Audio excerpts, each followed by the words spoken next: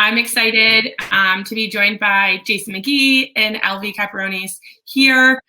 We're very excited. I would love to open it up to Jason. If you'd like to give a little bit of background about yourself, I think it would be helpful for the group. Hi, everybody. My name is Jason Mcgee. I'm currently the Senior Director of Sales at Taking the Plunge, a rapidly growing startup. Even if we have 1,000 employees, I think we'd still be considered a startup. But a little bit about, I've been here about 3 years, a little bit about my background. When I graduated, I went to James Madison University. I actually went and worked for a public company in a startup within the public company. I was there for probably about 3 or 4 years, and then I went to an international payments company called World First, which was later acquired by Ant Financial. At the time, there was only about 12 people in the U.S. office and about 100 globally. By the time the company was sold, it was about 700 people globally, and that led me to Take Metrics where I am today. So a little blend of startup, corporate life, publicly traded. So a nice blend of both. So thanks for having me, Alicia. Of course. Thanks so much, Jason. Elvis, back over to you. Thank you so much, Alicia. Good morning, everybody. My name is Elvis Caperones. I'm currently a technical program manager at Amazon. I started my career in consulting. Like, I recommend a lot of people to start in consulting. That helped me to learn a lot. I went to different companies, to different size of company, corporates, startup, and I had the opportunity to experience both lives. Currently, I'm also an Agile and Scrum trainer and a career coach, and I'm here to help you with all my knowledge. Awesome. Thanks so much, Elvis and Jason. So everybody, just a couple things for today's session. If you have any specific questions for our panelists, feel free to pop them into the Q&A. I'm going to quickly just highlight who I am. So my name is Alicia Marsha. I run the gamut as far as experience. I started after graduating college in retail for a pretty corporate business, moving into ad tech, and it's kind of where I landed over the course of the last year. I am fortunate enough to work really closely with Jason and in behind the scenes with Elvis through Amazon. So I'm very excited to be talking with everybody. Our focus of today's conversation will be around career pathing. Do you go that startup route or kind of take that corporate path? As I said, feel free to ask questions. But Jason, I'm going to kick it off to you first and foremost. So given your illustrious career, I guess, what are the benefits of taking the corporate path? The one thing I'll say, one disclaimer, it's not completely black and white or binary. Like, there are corporate companies that act as startups. There's startups that are very buttoned up and have more of a corporate structure. So it's not the sort of dichotomy. So I just wanted to say that first. But high level, generally speaking, when you go corporate, there's often more of a written and formal playbook for what success looks like. There's also typically an established growth pattern. So that can be established career growth. Like, hey, you're going to be in this role for X amount of time, and you know what to expect. There's oftentimes more formal structure around trainings and education because they've been at it a long time and they have the resources. The other thing too is, depending on the corporate company, the more recognized a company is, the more that pops out on a resume to future future employers. But they can recognize, like Elvis as an example, Amazon's on her resume. It's very easy to be like, oh, okay, good. You established like rapport and credit there. Those would be some of the main things I think which would benefit corporate. So hopefully that answers the question well enough. Yeah, definitely. I think given the nature of how Take Metrics operates, how would you say, what would you think the benefits are there from a startup path? Take Metrics is a very flat org, which is really nice. And Take Metrics, similar to other startups I've been in, is one, you have more access to leadership. The other thing too is, when you work at a corporate, sometimes you can just be really put in a box of, hey, this is what you do, and you don't get to interact with multiple departments. Startups, especially at Takeometrics, anybody in any part of any level of roles, they can be working with multiple departments and doing multiple things. So you can acquire knowledge across the organization very, very quickly, which is, I think, another huge benefit. And you can grow quickly in a startup environment. You can get promoted quicker. One thing I always say that I love for working with startups is not everybody's comfortable with it, but your next path or next role may not even exist at the company yet. I love that situation.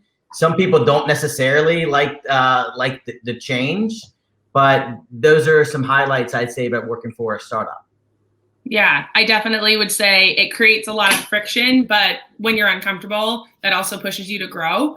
Elvie, I want to open it up to you. Given the way Amazon operates, I would love your feedback about the benefits going corporate or startup pathing. That's a very good question, Alicia. The main advantage of corporate is like you can grow very fast. I will say that it's very fast paced. It's also very challenging to work on a startup. The corporate world is a little bit different because you have a role, you have responsibilities, and your role is more established. Like you know exactly what is the scope of your role. There is a disadvantage actually related to corporate world, like Jason mentioned. Getting promoted in a startup may be easy peasy. However, getting promoted in a corporate world, you have to prove yourself very well. So you have to show that you are better than at least 50% of the other coworkers that are working with you in an environment that is very competitive. Great. So if you it depends on what you want. In corporate, you also have the advantage that you have a big industry name in your resume, like Jason mentioned. And having Amazon in my resume is definitely something that has opened many doors for me. This is an advantage. You get the branding, but on the other side, career growth may be maybe a little slower than in a startup. I'm not saying that you won't grow in a corporate, but it may be more challenging. Yeah, I would say that that's fair. In my previous role prior to joining Takeometrics, I was in more of a corporate environment acting as a startup, but you definitely notice a lot of inefficiencies in being able to change pathing. If that was the way that things were going to be, that was the way things are going to be. Like what I love about being in the startup space is you can kind of create your own journey, which to Jason's point can be very uncomfortable, but is always an opportunity for you to really find your niche and really prove yourself. So, yeah. But it depends also on the company, because I work for a corporate company, I work for Amazon. However, at Amazon, we have many opportunities. I, for instance, started as a business intelligence engineer at Amazon 3 years ago. And a year ago, I transitioned to a technical program manager. So there are opportunities for you to transition to a different role that is more suitable to your skills or your aspirations. For instance, I got an MBA and I wanted to transition to a technical program manager. There was an opportunity and I was able to go through a very small interview loop. It's not as intensive as when you are just joining Amazon. It's a little bit more relaxed. And I was able to transition efficiently to a new role, which is being a great blessing for me, and I'm very happy with it. Yeah, Elvie, that's a great point. I think the other thing too is, regardless of whether it's a corporate or startup, you have to bust your tail and you have to be good at what you do. Like everything you do in your career is earned. And you really have, like, to your point, Elvie, you're going up against 50 other people who might be looking at a role internally. But you also need, I'm going to save this. I think we might get to it a bit later, but that's a great point, Elvie. I love this topic, I guess. So I'm in seat today in a corporate company, but what would be telltale signs that I should be on the lookout for if I want to make the switch to a startup, LV? If you believe that you are not growing, for instance, if you're being stuck in a role for 3 years, like at a big company like Amazon, if you get stuck in the same role for 3 years, you may get burned out. You may want to explore other things. If you believe that you want to be a big fish of a small company as opposed to being a small fish on a big company, you have to decide that. If you want to have a big title, definitely a startup is the right way to go. If you want to have a good branding in your resume, perhaps going to a corporate company is the right thing for you.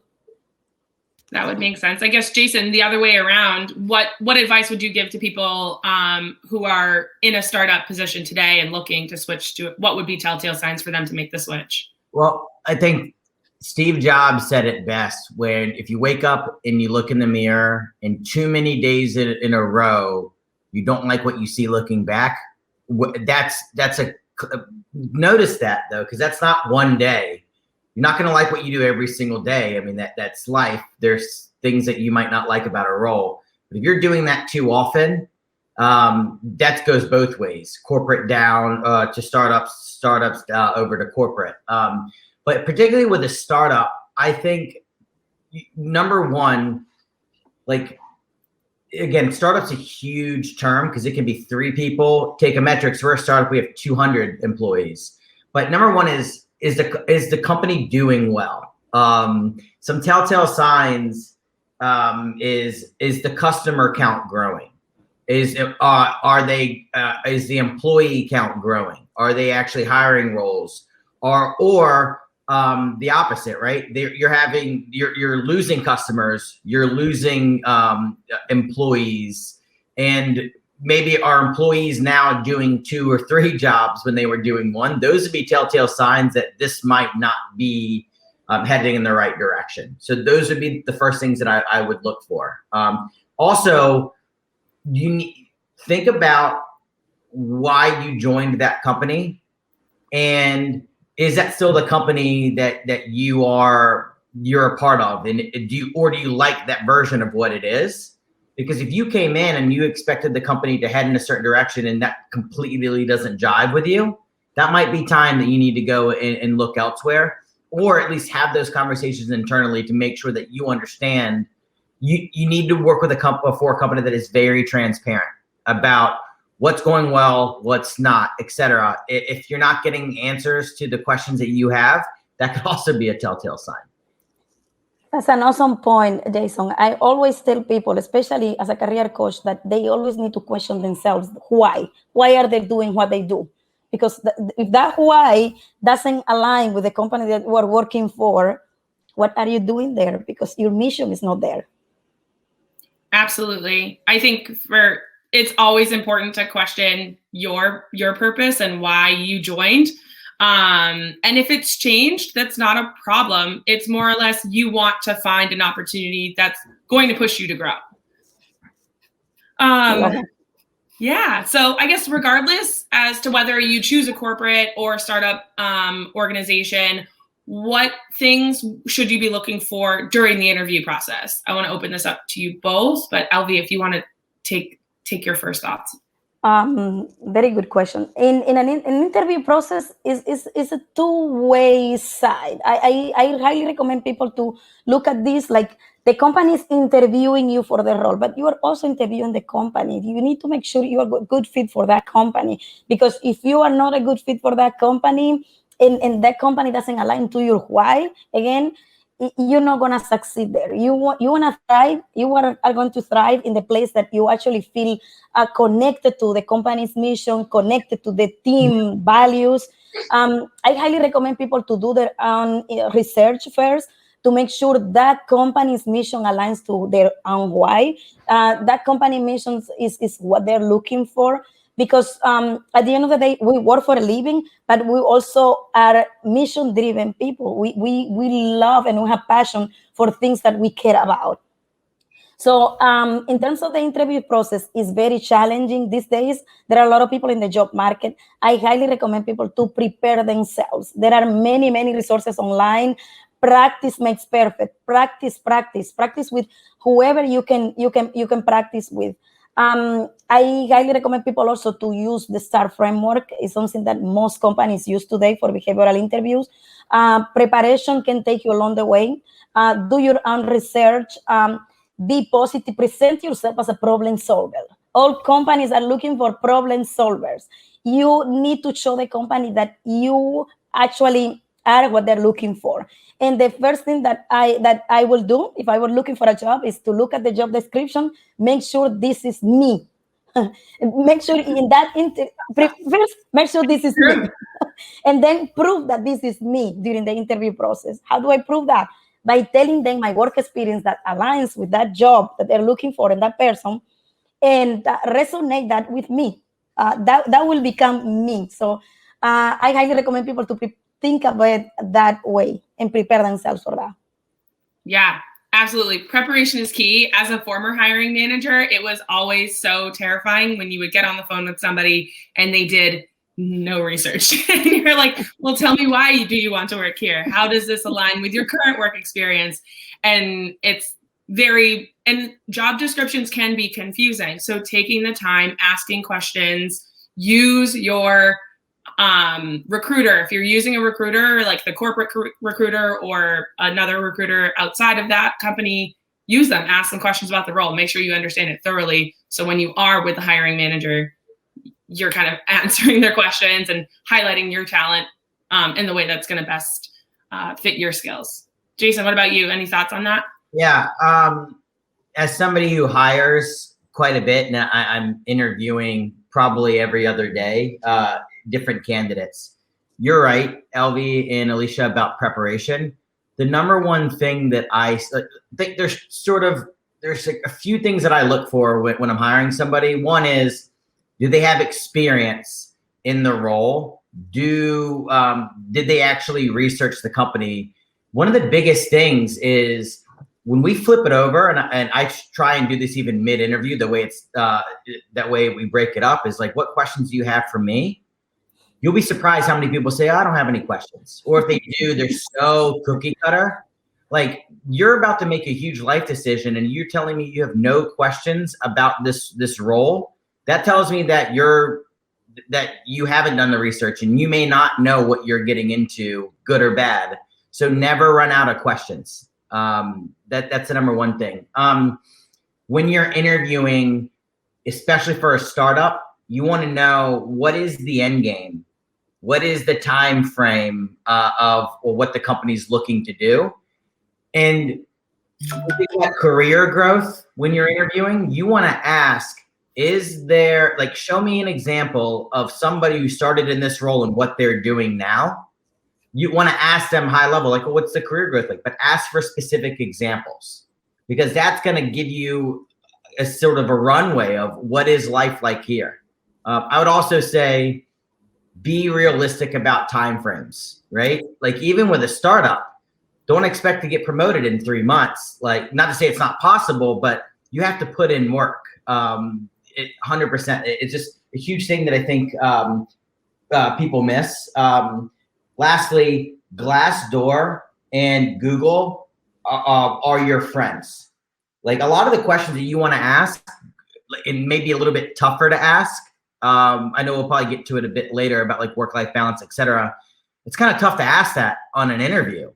But if you read Glassdoor, you read about the company in just reviews, you can start to learn a lot about what it actually is like working at that company.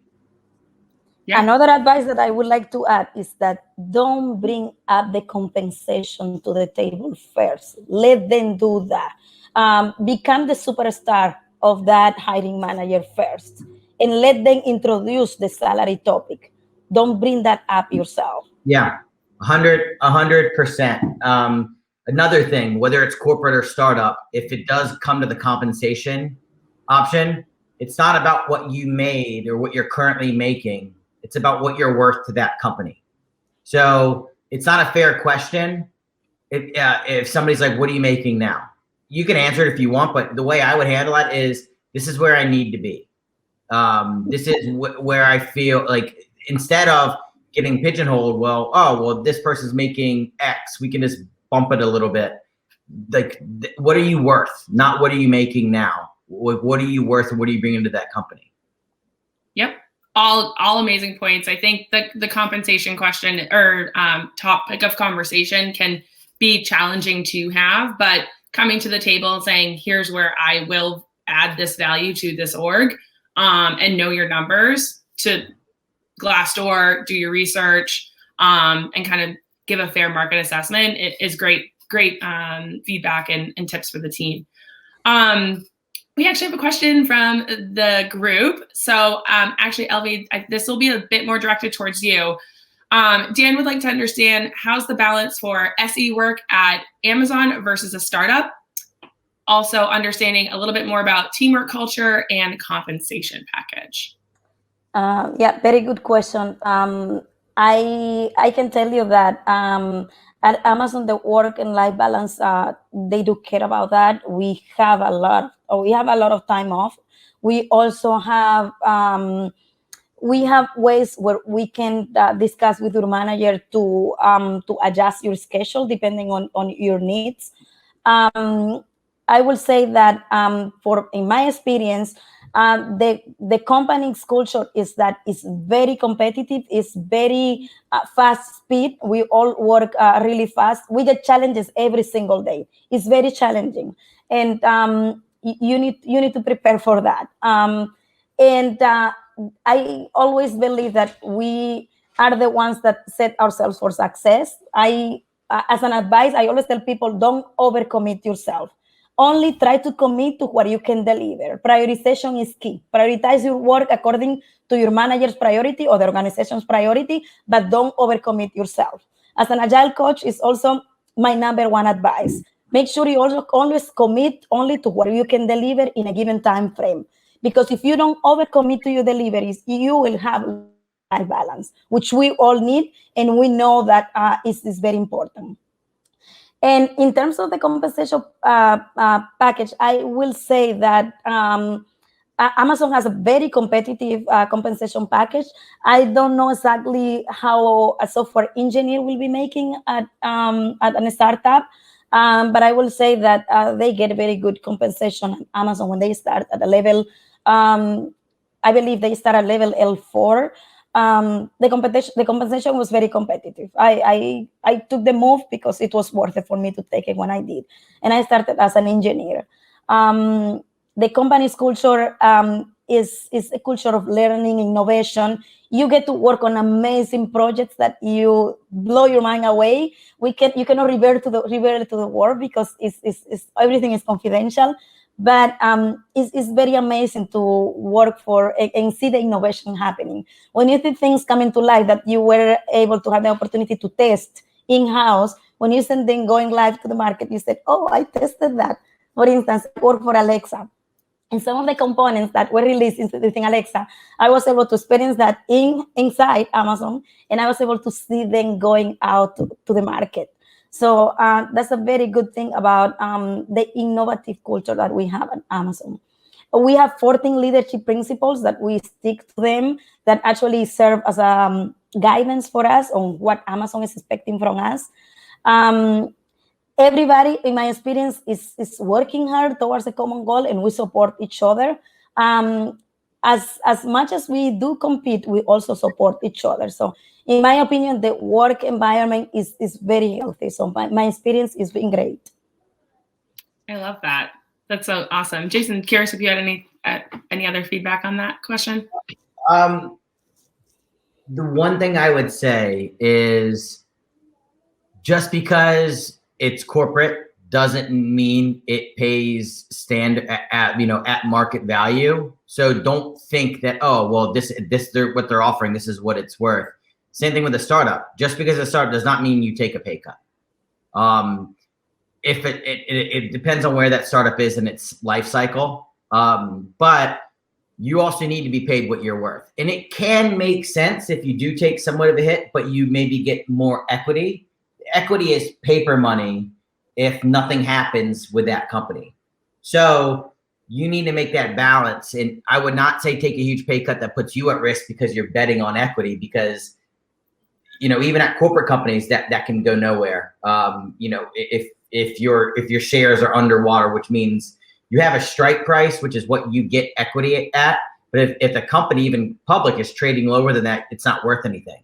So that's what you need to balance.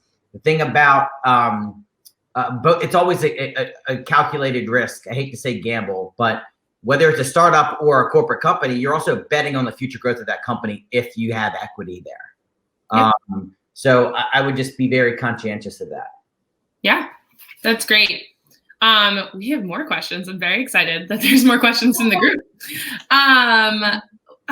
So this first question is from Anina, I believe. And she states, I have been interviewing for roles and lost one to someone that had experience at Microsoft, and two others to internal candidates, both legacy companies, but I was competing with the candidate chosen. Given my entrepreneurial and startup background, how do I get over this?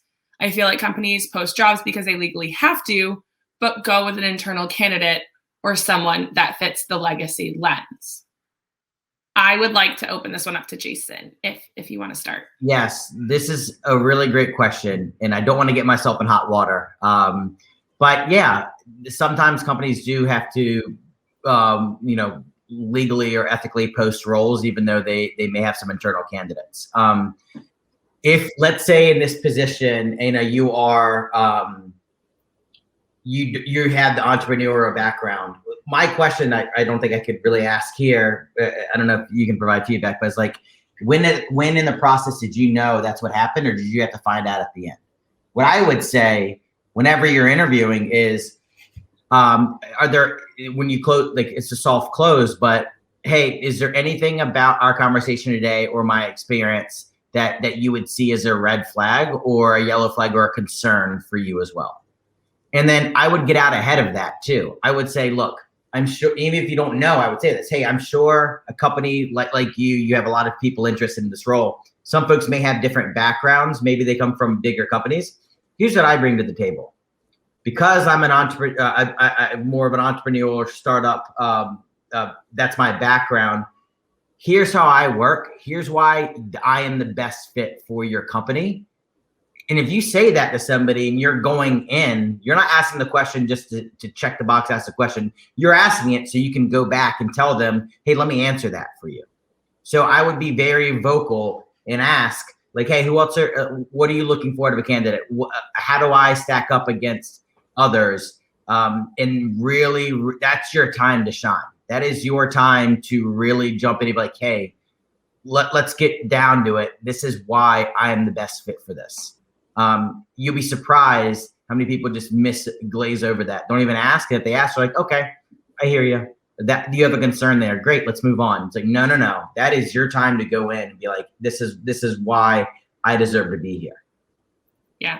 It creates a lot of transparency. It's my favorite question to ask at the tail end of a conversation. Oh, yeah. Any thoughts there? Any additional? My favorite question to wrap an interview up is, what are the challenges that you're immediately facing that this role is going to help you solve within the next 30 days? All companies are hiring somebody because they have a major problem coming up, or they know that the problem is either there or is coming up, and they know what are the main pain points. And I take that question as an opportunity to introduce myself as a problem solver for that given problem that they're looking to solve. And that's the way I love to close that in. It's been working so far for me. I hope it's helpful. Present yourself as a problem solver. You are the right person that they're looking for that role. Make sure you stand that out during the interview. The job market right now is very competitive. I'm not going to lie about that. It's very competitive. And companies sometimes prefer to hire internal candidates.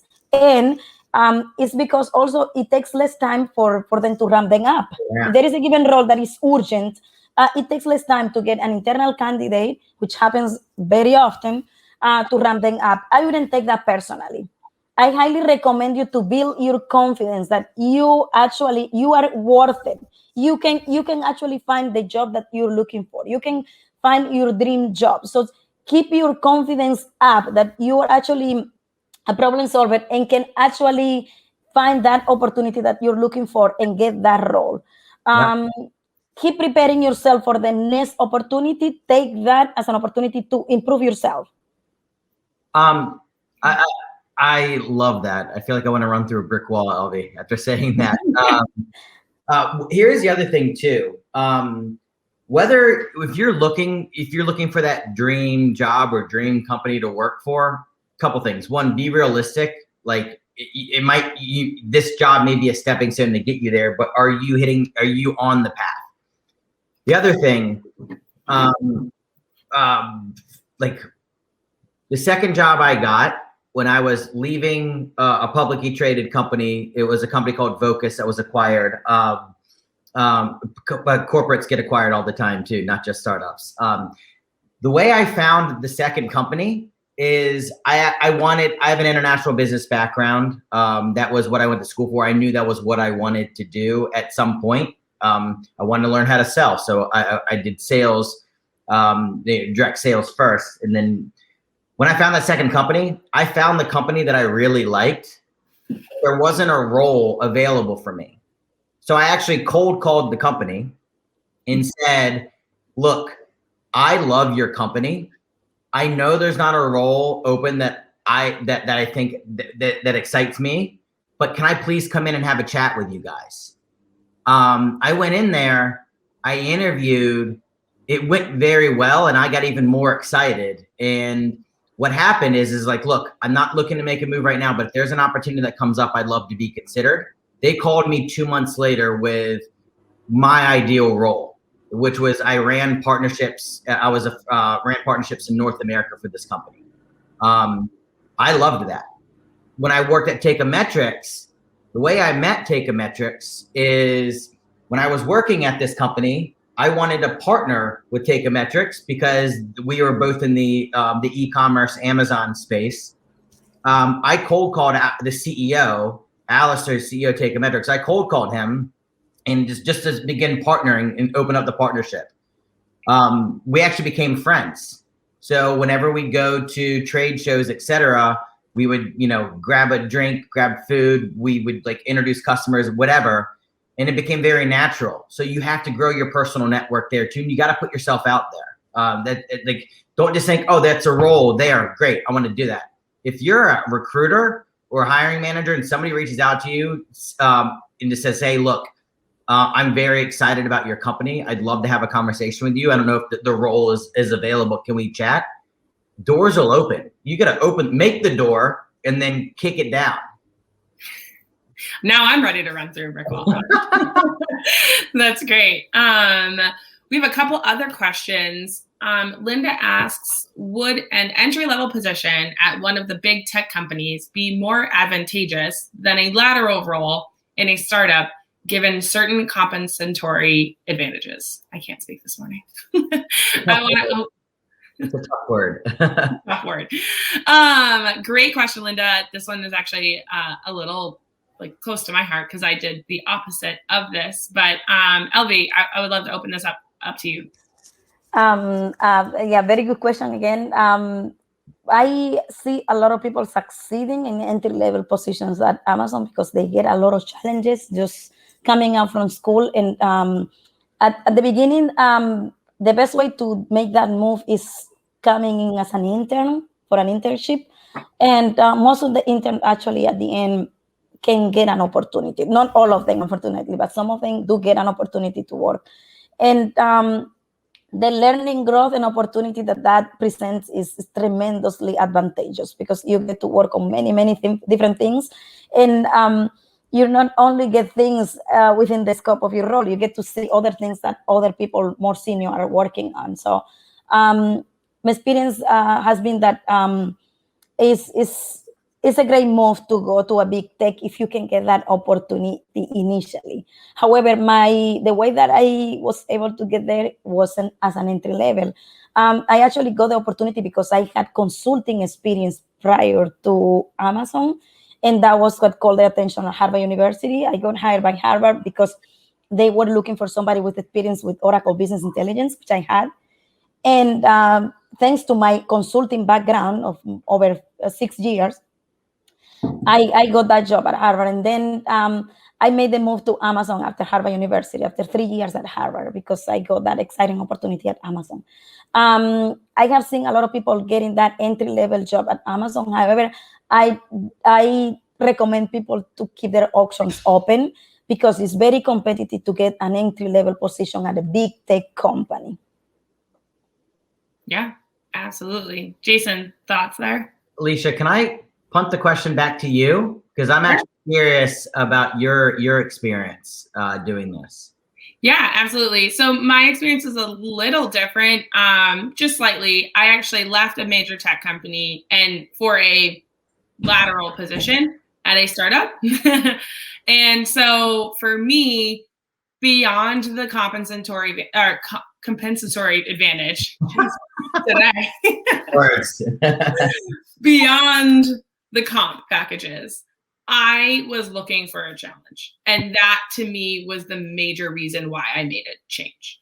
I did not feel as though I had the same runway for growth in the major tech company. And I saw an opportunity turning to Takeometrics, seeing how well that company's trajectory had gone in the last few years and how highly it's being spoken about, doing a lot of research. It drew me to understand that there's opportunity for my career growth, which is a value that I have beyond comp. And I think that's something that you have to think about, kind of going back to Elvie's original point, is what is your value? Like why is this role important to you? And kind of evaluate, am I going to succeed at achieving my career goals or making X amount of dollars at this place, before kind of determining if is it a lateral move or an entry role position. Take the company out of it and think about what that value is for you. That was how I made that decision.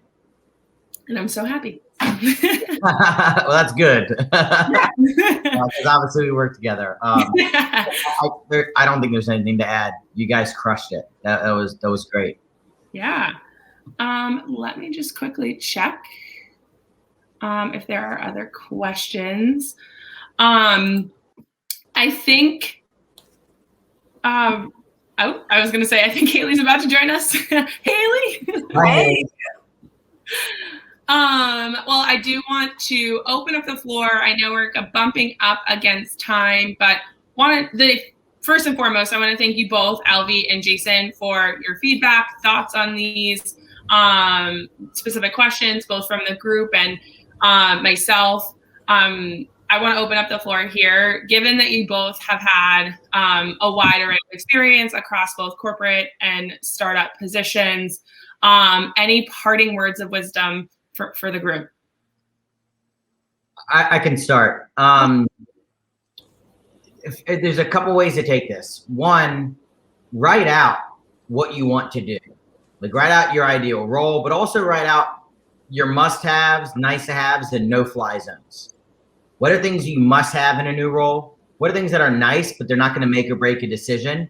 And what are things that you're just not going to waver on? Like those are very, very important things. And when you interview, you make a list of pros and cons and you review that list. That way you can objectively make a decision. There are three main things that I look for when I'm looking for a role. Am I passionate about the company, the mission, and or what I'll be doing? That's really, really important. Like, do I want to work in this field? And then I want to see, is the company growing? And beyond the company, is the industry growing? Am I getting into a dinosaur industry? I'm not going to give examples, or is this like a rapid growing company that's not a fad, or industry that's not a fad? Is there gusto behind it? And find a mentor, like 100%. Somebody who does what you want to do. Find somebody to talk to. LinkedIn. Haley's LinkedIn game is probably the strongest I've ever seen. You can connect with so many people doing that. Those are my parting words, I guess. Awesome. Elvie, how about you? Any parting words? Definitely +1 on the networking part. I highly recommend people to keep networking, even if they have a job. We never know what is going to happen tomorrow. So keep your options open. Don't close your doors. Highly recommend people to define their why. +1 to that, Jason.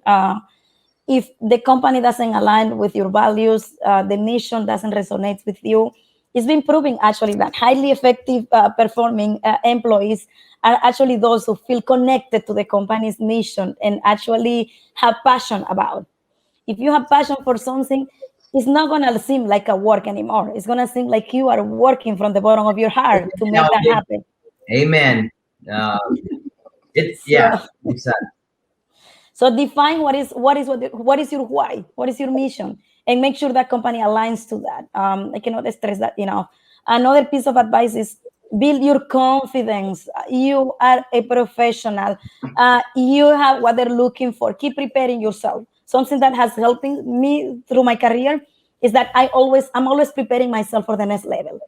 I always looking, what is the next level? What do I need to do to get there? Do I need any certification? Do I need any training? Do I need a mentor on that given role? I always look for that and think ahead of the game. That has been tremendously helpful for me. You may say that you reach one level, but you need to question yourself, what is the next one? If you want to continue growing and you are somebody who has passion for what you do, you want to see that growth happening, because otherwise you get burned out. So that's my main recommendation.